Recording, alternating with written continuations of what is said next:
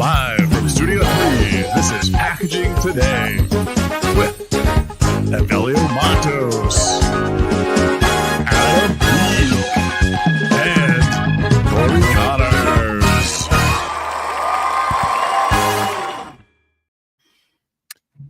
Yeah, what's up, everybody? It is Monday, December 9th. Good morning. Hi. What's up? What's happening? I was very excited to debut my one of one t-shirt that you can buy for $6.2 million. Which is the there it is. Why didn't you put that on your chest? Why is that on your stomach? Because I felt like the art of the banana being duct taped to the wall was like off-centered. So like you can't just center it. You gotta put it off center a little bit. It's an homage to the Bluth's banana stand from Arrested Development. And the duct tape piece of art, because there's always money in the banana stand. So that's what I went with. Thanks to Canva, canva.com for 20 United States dollars. You can pretty much make any shirt you want. If you wanted to make an NFT hoodie and wear it every time, you could do it if you wanted to. You know, I'm going to be honest with you. Your NFT joke, this means a lot to me. I was a part of something. I felt like I was a part of something for a little bit there, you know? You probably still could be a part of it. I don't have NFTs come back. I still own a couple of those. Yeah, do you? I do. I still have some NBA Top Shots. I was curious though, how Corey, if we can kick this off. We were talking before the show about your take on the lab leak theory from COVID. You were mentioning you had Corey not amused. I'm out of here. Corey, we love you. We do love you, Corey. We love you, Corey. Corey did not have any serious opinions about that. No. Nor about banana art. No, that was good, man. That was super good. All right, man. So What was good? So it's Monday. There's nothing good about the start of this show, Evelio. We're all right. So we got a bunch of stuff going on today. We're going to talk about the year 2024. We've got Matthew Wright coming up here in a little bit. We've also got our buddy Ryan Fox going to come up towards the end. Foxes. That's right. And we was going to talk about like what's been going on over the year. I mean, there's been a ton of stuff that's happened in the last year. What are some of the things you're excited about, Corey? Or maybe not so excited about? I really enjoy speaking with Ryan Fox. I think he's a voice in the industry that provides a lot of reason. I think he has educated a lot of people about the real numbers of recycling for corrugated materials, which are a lot lower than people think. And I think those numbers should spike here in a good way with EPR laws coming on board. I hope that's going to be a part of this transition to more regulation in the recycling industry. But if anybody's listening and you need to know about details of the corrugated industry, Ryan Fox is the guy that we all go to. He's a good guy, he's a good friend, and he's incredibly knowledgeable. I'm also really looking forward to speaking with Matthew Wright, the CEO of SpecWright, on this show. The Spec Summit that they put on every year is awesome, and it's a must attend. Adam and I go, I think, every year for the last 4 or 5 years. And I think if you're having trouble with your specification management, or if you're not, this would be something valuable to you to learn about. Yeah. So can I I'll sort of dovetail, right? That's the word. Sure. Dovetail. Could be. Ducktail. I'll ducktail. DuckTales. Rat tail. I'll rat tail. Those were great. So I was having a conversation with a very large food and beverage company last week, and they're preparing their data for Oregon's reporting. And they were getting down to, because labels are packaging, they were talking about labels. And in Oregon, certain labels are being classified at the very highest level in terms of taxes. And so knowing all of your spec data is going to be super, super, super critical, because this is like a 7-figure decision or issue going into next year for some of these companies. Not all the companies are going to be 7 figures, but it is the consequences of not knowing your data are about to become very, very big for companies. And I think Oregon, I don't know, we'd have to have Michelle on to talk about Orax and how but I want to say it starts in like March. You have to start paying into their EPR. When is it, Corey? Do you know? I think it's June or July, if I recall. Okay. Either way, it's happening in 2025. And right, wrong, or indifferent, like it or not, it's happening. And states are starting to come on board. There's been a lot of talk about EPR. I think a lot of people have been pushing it off to the side, but yes, end of 2024 has been very, very critical. And because 2025 is when you have to start paying money. And trust me, they will get money. They will ask you for money. It's right. going to happen. You're going to have to pay into these EPR fees. And again, I'm not going to say, I don't know if it's good or bad. I'll be totally candid with you, because you start talking to some of these companies and they're like, we don't have the margin to absorb these costs. And so somebody is going to have to cover those costs.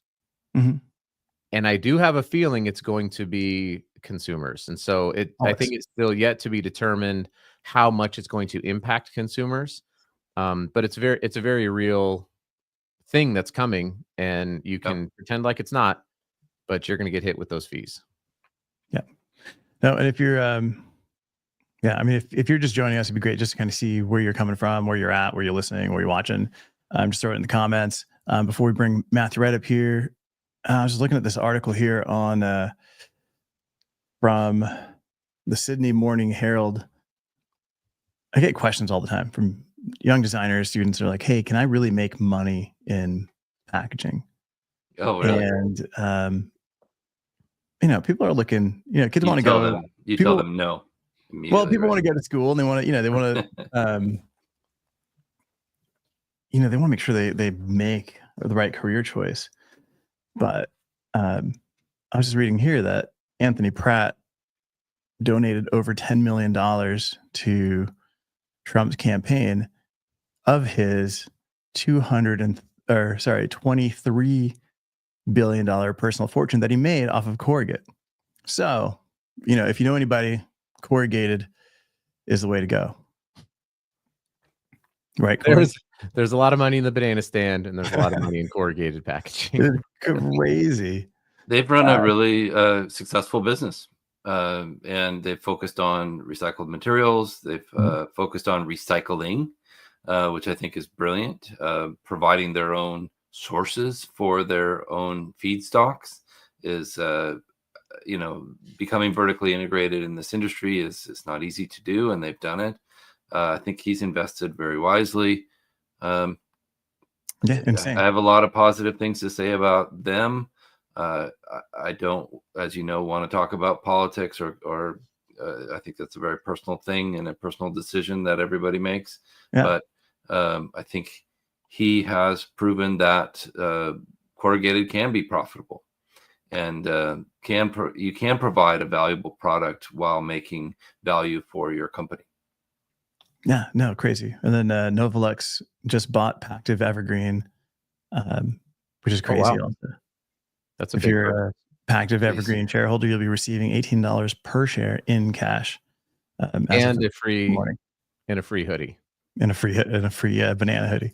By the way, Avelio, I wanted to share this with you because you're talking about graphic designers. I shared this with our friends Kirk Visola and Andy Kurtz of the Kirk and Kurtz podcast. There's I saw this on the Instagrams, I believe is what it's called. There's a flight attendant comes on and says, "Is there a doctor on board?" My dad nudges me and says, "That should have been you." I say, "Not now, Dad." My dad says, "They're not asking for a graphic designer to help, are they?" I say, "Dad, there's a medical emergency happening right now." And my dad said, "Why don't you save him as a PDF and see if that helps?" Oh, wait. Nailed it. Yeah. We got people coming in from all over the place. We got Ann Arbor. We've got Charlie from UK. Dubai. All the way to Dubai. How awesome is that? Spain. Ghana. So thank you guys for joining us. This is awesome. So without further ado, let's get Matthew right up here and see what the spec. Wait, should we have a transition? Hey, Matthew. Hey, would be nice. Good transition. Thank you. Thank you. Well done. Awesome. So we got Matthew Wright, CEO of SpecRite. One, how's it going? And then just if you can just give us a quick rundown, what do you guys do so that everybody's kind of aware of what's happening? Yeah, I'll piggyback off Corey. I really enjoy talking with Ryan Fox, so it'll be exciting to spend a few minutes on that. Yeah, specification data management. I think, Adam, you mentioned it. It's getting all the specifications for your product and packaging in one spot, centrally controlled and at your fingertips to do things like reduce cost, be obviously sustainable. You know, EPR, we're talking about this huge opportunity going on. And then, drive speed, get to market faster with all that data. So that's SpecRite, and excited to be on. A lot of great things happening. You talk about 24 going into 25 and really feel this is the year of awareness. It's really, for all of us who spent our careers in this space, we always find it exciting, the cool boxes, the cool things going on. But I really feel like we're going mainstream. The packaging now is one of the major topics of everyday people. Yeah, well said. Mhm. Very true. It's affecting us all. All consumers, all brands need to be aware of what they're using and how they're using it. Well said, Matthew. Thank you. So one, you kind of Corey touched on Spec Summit coming up, which will be exciting. But before we get to that, you guys are collecting some data. So what are we doing with this data, and how's that helping us? Yeah, definitely. We do a lot of surveys on numerous topics, and what we try to do is provide that data flow back out to to everybody on the call. I think I just said it, this was kind of a space that didn't have a lot of data, right? It didn't talk a lot about what the trends were. That's the other reason I enjoy Ryan Fox. We're both putting data to this space, and so we do a lot of surveys about sustainability, about other things going on. One we look at is obviously how are people tracking their specifications today. What are the methods they're doing that? And we've been doing this, I think this will be our 5th year, and really going out and asking companies how they're doing. What we're trying to do is obviously look for trends over 5 years, and obviously going forward is really digitization and data management's coming stronger and stronger to the space, and really see what trends we're seeing. What are people using less of? What are people using more of? And in this, I think it's a really useful tool for people that are trying to change the way they do things, to go to their management or go to their peers and talk about, what's going on out there. How do they compare to that? So we encourage people to do the survey. It's good for everybody. We always share a lot of data back out about it that you can use internally. And we also give you an Amazon gift card. I think everybody could use one of those during this time of the year. But we'll wrap up the spec survey here on the 20th. So I just encourage everybody to, when you get that link, to please fill it out. And obviously you'll get the great assets back from us sharing what we're seeing. And then this will be kind of neat because we'll talk about trends over the last several years. Yeah. And so if you're looking forward with all the data you've collected and just your time in packaging, right? Because you've been in packaging besides spec, right? You've got a history of packaging. What do you think's happening in 2025? What's going to be the biggest shift that you're going to see? Well, I think Adam said it. There's no doubt about it, it's EPR. I mean, there's and what it is it's and I think, Adam, you also said it's is it good or bad?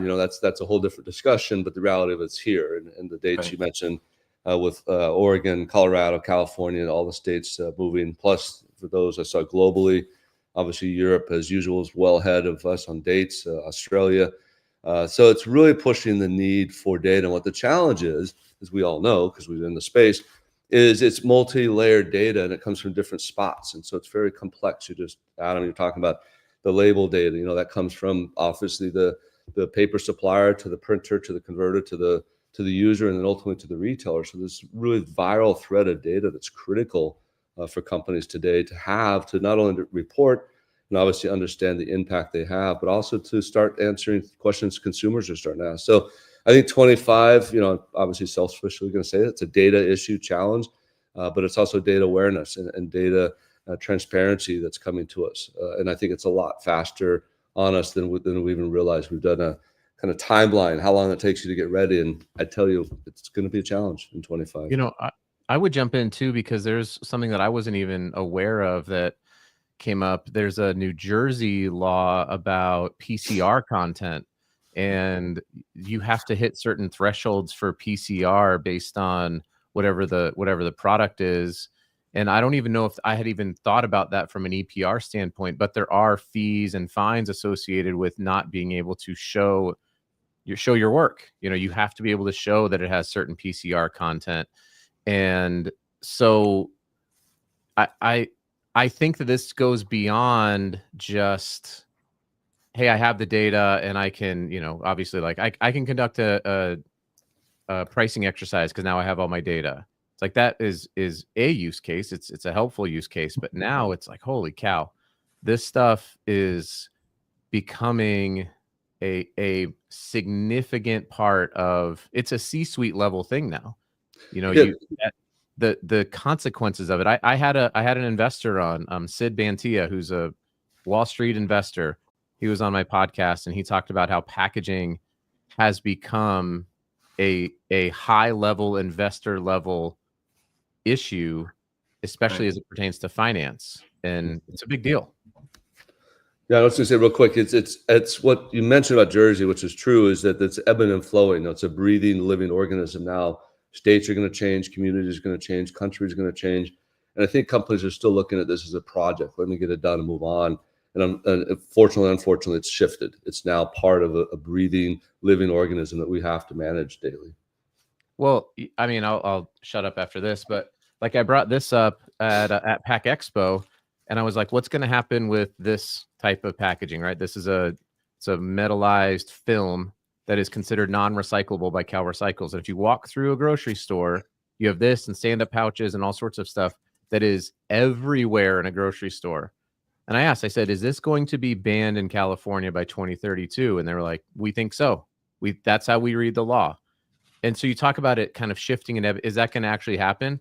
I don't have any idea. But the point is, if you don't know what your exact materials are, how on earth are you going to be able to keep up with the uncontrollables, which are legislation and things like that? You can control this stuff. You can't control what everybody else is going to decide.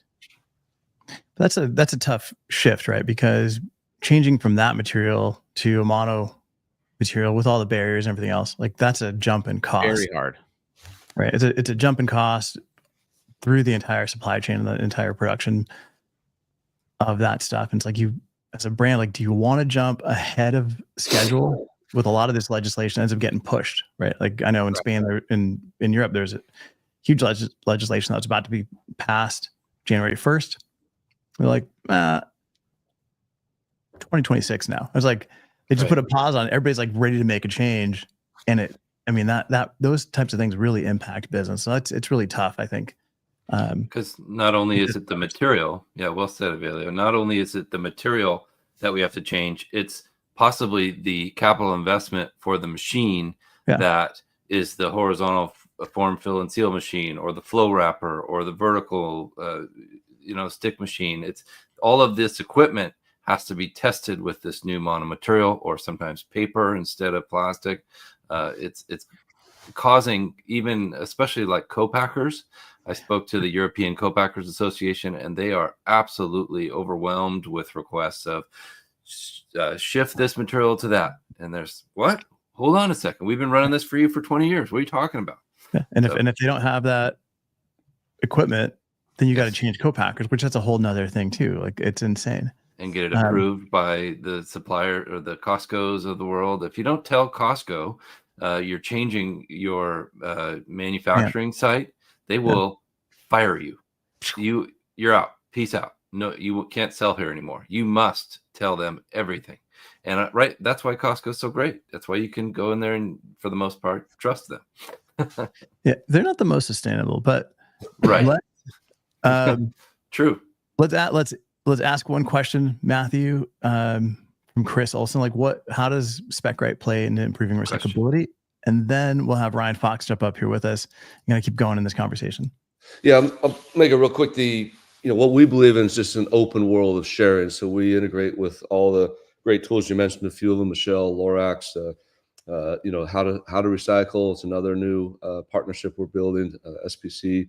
So we really believe we're kind of in the middle. What we are is a data center, right? And then we visualize this data through great tools that are out there today, like Lorax, like Triac, and others. And so again, we play the role of helping get the data, organize the data, set a standard for the data, and avail the data out. We're going to be announcing here shortly a new council that we're putting together of a lot of major retailers and major brands, and really all about data and making sure everybody understands the data that's required, and making that knowledge of that data very easy to grab for everybody. So we stop spending a lot of time trying to figure out what we need to do and just spend the time doing it. So that's our role in the, how to become more sustainable, how to be better in this space.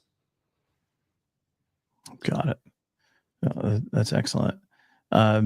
So let's have Ryan Fox jump up here, because he's gonna have some info as well. Can we get our own intro music for Ryan Fox? I feel like we need to have some sort of jingle. What does that box say? Something like that. Oh, that would be a good. That would be. Have you heard song. that song? Yeah. I have. Ring, ding, ding, ding, ding, ding, ding. Hey, Ryan. Good morning. That's his theme song. Ryan's not able to hear us, so He can't hear us. Ryan. Right. We don't know what the fox is going to say because he can't hear anything. That's sad. I can't hear anything. Oh, we hear you. We can hear you though. Hmm. Oh, we did such a great build-up. I know. No. It's like a wah wah. I can't hear anything. All right, we're gonna put you down. But you can't hear us. We don't know what the fox he'll will say. get it fixed, and then I'm guessing he had to live through that whole song though. By the way, like we, Mhm. oh my gosh, I can't even imagine having. painful. Yeah. I think what's exciting Have I told the story real quick about my friend whose name is Mike Rosowski? No. And he was like, my whole life changed when I saw Monsters Inc. for the first time. And just kids everywhere were like, your name's Mike Rosowski? Mike Rosowski. Good movie. Sometimes. It's unfortunate Ryan's what trying to get Ryan back up. But what I really love about Ryan is he's taking a lot of myth and mystery out of the space and putting data to the space. So I'm excited for Ryan's work. Is it going to work? We're here. Yeah. And I'm wearing my What does the favorite shirt fox today. say? Yeah, look, that wasn't very data-driven of you. It's dangerous when you have two data guys on the call. Sorry. I mean, That's awesome. I always think about like Wayne's World. Does this guy know how to party or what? That's We're We proudly need the packaging cards. nerds. Yep. That's right. So this guy blows chunks. I have proof. What was the? Yeah. we need all the They're cards. gonna spew Yeah. into You this. into this. Lots of Wayne's World references on this show. Love it. So go check it out if you haven't seen it. Streaming now on Netflix. So Ryan, man, what's the state of cardboard?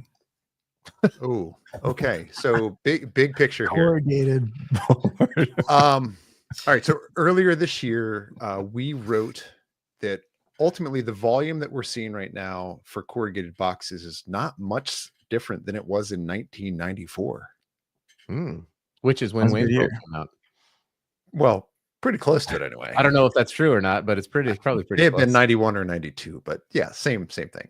Yeah. So really in 30 years, we've not experienced true market growth. But interestingly enough, though, we're doing that same volume with almost 25% fewer box plants and almost 30% fewer people. Right. So a lot of changes a play right now. There are, big So global what- consolidations and That doesn't make any sense to me. Okay, so I mean the 30-year non-growth, because we had zero e-commerce in 1994. I had to go to L&L supermarket in Monument, Colorado on my bike and go buy stuff, right? We went to 7-Eleven and bought candy cigarettes. Now you can just have candy cigarettes show up at your house. So how has it decreased? Is it just industrial usage is lower? Because certainly consumer usage is way higher than it was in 1994. well, so this is I'll kind of have like a parenthetical thought here. My ADHD is just going nuts today, but this is part of the reason why the recycling rate has been misinformed for so many years. In 1994, we only imported somewhere around like 5 million containers of goods into our country. We've hit as high as 26 million containers here in the last 2 years.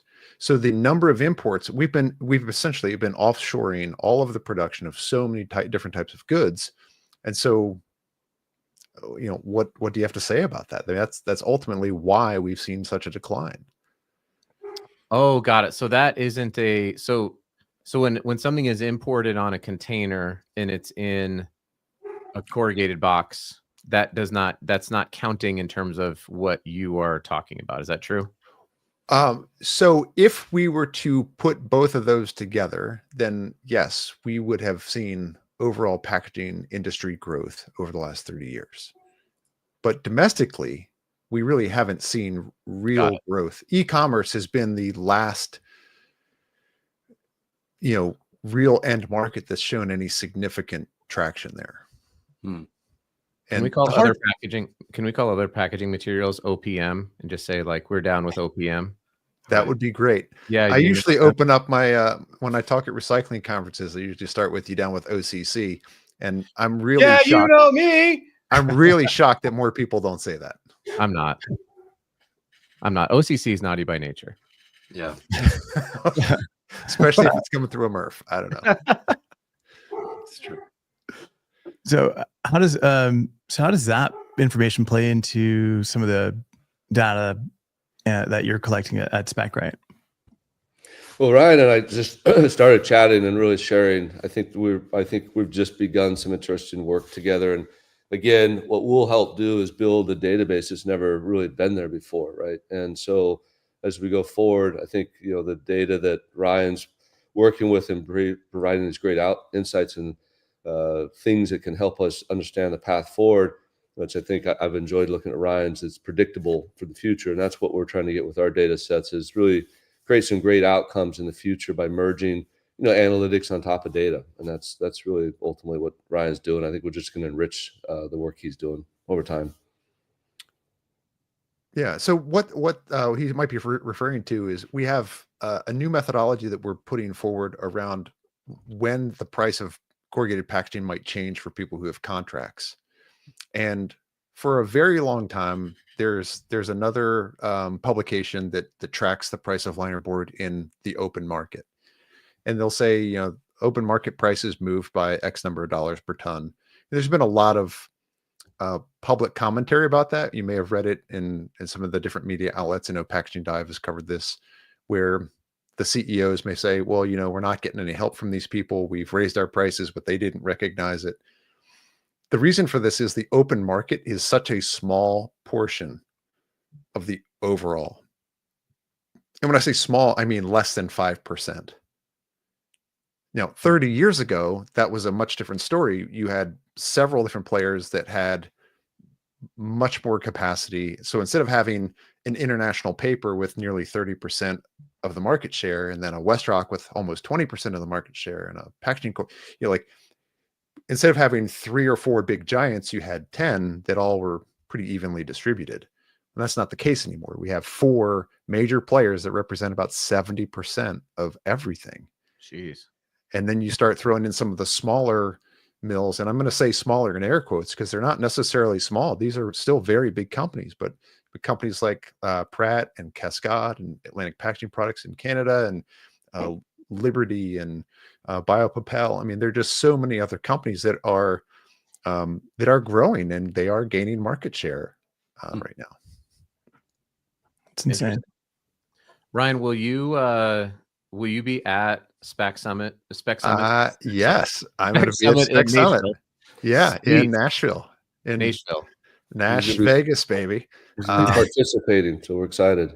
Yeah, so we're going to do a session kind of on this new pricing methodology. Just talking about where it came from, why it's here, what we hope it to do. Essentially, it's a calculator. It's a very logical, data-driven exercise that's based on real data, real observable data. And because it's real and because it kind of works as a calculator, you can begin to create scenarios in the future based on what these inputs might be doing, and it will tell you how the price of your packaging might move. So, how are these tariffs going to play into potential tariffs? Going to play into domestic corrugate? That's a great question. The U.S. imports right around almost 1.5 million tons of paper every year, just in corrugated. The predominant substrate is white, like a white top. So coated whites or bleached whites, white top. There are still some craft and some mediums that are going to be imported as well, but it's predominantly white. And so they could be subjected to these tariffs. And so if that's the case, we expect that prices would go up. Yeah. It seems to me that 2025 and into 2026 even, if you combine the conversation about EPR and also tariffs on all these imported goods, I think it could end up creating a very competitive landscape for things like down gauging, for reduction in overall packaging, for right sizing packaging. It seems like this is sort of the environment that's going to be coming up. That's like, well, hey, you're just gonna have to use less of it, or not come out with 87 products during the year and only do 20 or something like that. That's a scenario that we wrote about back in April when we were kind of doing an annual refresh on EPR to see what was going on. When companies, come out and they say that they have a new value over volume strategy, part of the value that they can create is making a box that's very lightweight and yet very strong. And when you do that, if your box, let's just use 32 ECT as it's supposed to be able to pass a 32-pound edge crush test. There are some manufacturers who still use heavyweight liners. It might be like a 35, 26, 35, or 35-pound liner, 26-pound medium, and maybe they down gauge the inside liner and they use like a 31 or something. But it has a basis weight, right? And the basis weight is the total amount of weight per 1,000 square feet of material. If there's another manufacturer who can accomplish that same 32 ECT and use a 26-pound liner and a 26-pound medium and a 26-pound liner, that's a significantly lighter package with a significantly lower EPR cost. And so the conversation about pricing in the marketplace may change dramatically because the total cost of ownership should be something that people are thinking about. Interesting. And that's a big conversation that I know that we're having is just TCO, right? Like, it's not just the price of the pack or the price of the material. It's start to finish, import, logistics, warehousing, delivery, taxes, like all the different things that go into pack. And a lot of brands, what they do is, I've got my packaging budget, so they pay this out of the packaging budget. Then, fees and all these other things come out of maybe a different budget, so you don't see it. But as a brand, total cost of ownership is a bigger number. But because it's not coming out of the same bucket, they're like, and they keep going until it's too far along, and you get hit with like some crazy fees, and then it's like, well, why are we doing this? Now it's time to change. Now you're in a rush. Versus like looking at your specs, managing what's expected, and looking at it as a whole and trying to reduce those costs and deliver. But I would tell you most buyers wouldn't be able to break apart, the 3 layers and tell you what they are. And the TCO conversation is one that some people aren't prepared to have. Right. You guys were talking about Pratt earlier. I worked for Pratt in my previous life, and when they rolled out D-Flute, we had real good data, like very good data about what that did from a total cost of ownership. Having a more dense truckload of boxes, having more boxes per pallet, so that there are fewer truckload shipments in a month, week, year, that there were fewer moves of a forklift from inventory to point of use. All of these things are easily, like they can be easily calculated. Mhm. And when you can calculate them and you can measure them, then you can see what kind of impact you'll have through the entire value stream. And so that total cost of ownership is something that, the really savvy salesperson right now should be really playing on. And then the question was asked, how does SpecRite play to that? I think the other that you're dead on, Ryan. It's like a lot of those great initiatives never made it past the initiative stage. Part of it was the lift to change. So hard to change all your data, get all that information changed, and arguably you can easily query up the 500 items that could switch to DFlute and immediately change it, and then have visibility of the vendor to the manufacturing facilities aware and the changes made. So I think this rapid ability to change and make these impactful changes. You mentioned, white top, a bleached top paper coming in the country. Maybe that needs to be looked at, right? But that was hard to change historically. So we can, manage those changes so much faster as you just have data at your fingertips. So, and I think that's going to be part of the speed to impact this total cost of ownership. Yeah, and Matthew, I'll tell you what, on the white side of things, it is a very specific product. The manufacturers like running a particular grade of white from a particular manufacturer, from a particular mill. They like the brightness, the color. They like how the brand colors pop on it, and they are not going to switch. So even having the ability to write that into a spec somewhere and to say, hey, this is a such what paper from such a what mill, it's 36 pound, it's 20, whatever the thing is, that's really important. Yeah.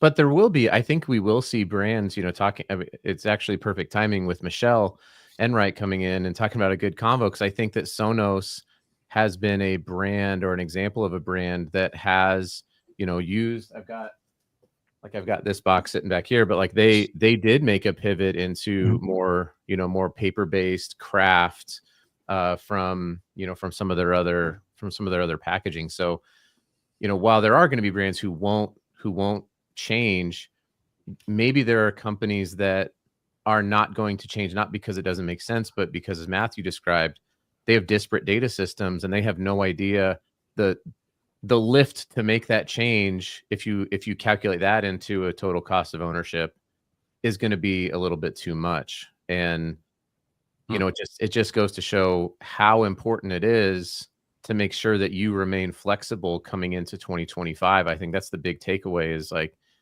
there's a lot of uncertainty in the US market going into 2025, right? We know some certainty around EPR, but a lot of stuff is uncertain. Are the deadlines going to get extended? What's going to happen with tariffs? What's going to happen with the economy?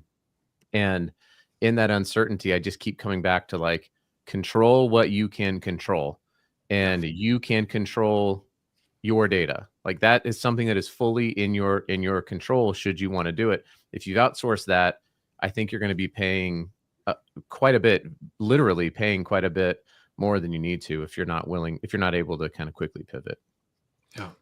Yeah, no, and I mean, this kind of just goes in line with what you're talking about, Ryan, in terms of adjusting GSM to achieve a higher ECT. Like, there's so many different ways to cut this thing, but the way that I'm seeing it from a design perspective is, if whiteboard coming in, it's going to have, potentially have tariffs on there. It's time to start looking at craft, right? Like, just natural craft, ways to improve print quality, get creative with your design. Because that's an easy shift if you're starting up, right? If you're already established and your packaging is white, that shift is a bigger change. And then having like a system like SpecRite to be able to see all of your packaging and manage it and make that switch will make it easier. But yeah, if you're just starting out, skip the white, go with natural craft. Yeah. That'll hit all the buttons, right? The high recycled rate, the high PCR, avoiding some of the tariffs, and kind of just simplifying your life. There's so many great ideas, like Ryan mentioned, over the years that just never took off for numerous reasons. I think it's a great time to recollect those ideas. We run what we call it IQ. We throw that back over the data set and then see the outcomes. And so things as simple as white to craft, what is the impact? Thinner fluting absolutely has multi-value parts to it. So I think it's just about redoing some of these great initiatives we tried in the past that really probably have more applicability today, or will get more energy behind them today than they did before. Yeah, some of the new technology that I've seen from Ranpak, I just visited their factory in Eygelshaven, and it was incredible to see them printing directly onto craft material and how brilliant the print looked. And it's print on demand. So you order your craft material plain, you run it through the machine. It's auto, it's right sized, it's everything is exactly like you want it. You're going to use the least amount of material possible, and then it's going to look beautiful for that specific client, whoever you're shipping to or for. Was that inkjet printing, Corey? Do you know? It was digital, and it's amazing. It's called Print It, and it's a Ranpak technology. I was blown away by it. They have a machine that has 4 different sizes of lids for these right size boxes. The technology is incredible. Yeah, I've seen some pretty cool digital inkjet direct to corrugate printing. Sorry, I said corrugate. Ryan, I am so sorry. I should be punished for that. Direct to cardboard. I'll take that over the other one. George Pereira. If that was UV. Yes, typically inkjet and UV. At least from what I've been able to tell, Corey, you might be able to answer this, but a lot of it tends to be you can get a lot more opacity because inkjet is a build versus kind of toner based digital, which is like what HP has done. That tends to sink into the craft a little bit more, so it gets hard to get vibrant colors off of it. It's the same thing with printing on labels, printing on folding carton material, printing on corrugated fiberboard. Is that better, Ryan? Yes. But it also depends on the craft itself, right? Because there's very true. Canadian craft, which is like a lighter, whiter, tighter fiber that holds the ink closer to the surface versus some of the stuff that we see here in the US that kind of absorbs in. Yep. And then I haven't seen the Hummingbird press out of GP, but I know that they've got some pretty impressive printing as well. So that the digital printing direct onto corrugated fiberboard is it's just so much easier to say corrugate, Ryan. I'm sorry. But the it's direct, not a word. It is now. All right. We just need Gen Alpha to take it and run with it. But it's incredible. So that's cool, Corey, that you got to see that with Ranpak. I would love to get out there and check it out. Awesome. So, I mean, there's been a ton that's gone on this past year. Looking forward to 2025. I know there's going to be a ton of changes with just legislation, new brands making some shifts. Retail has been kind of slowing down a little bit in a lot of areas. I'm expecting it to continue to slow as things continue to change, but that's a good opportunity for us to make a big difference here, and really can take some of these steps. What can you share, Ryan, about the future? Well, I mean, I think you're exactly right. And if you look at the major brands and retailers, just what they've seen this year, there's been a pretty pronounced slowdown. And when you look at the retailers, you see kind of more people gravitating to Walmart and fewer people gravitating to Target. You see fewer people going to Macy's and more people going to TJ Maxx. Again, in kind of big round terms, we are seeing people trade down and look for value. So right now, there's nothing that shows us that is going to necessarily change. And big if tariffs do appear the way we think they're going to appear, and it continues to cause price inflation, then we can likely expect this to continue, which is going to be a drag on consumer goods. I mean, we've been on a consumer goods recession for about 2 years now, and it could stick around. Mr. Wright, I think we should let you finish the show, sir. You want to tell us just a little bit of final thoughts, sir?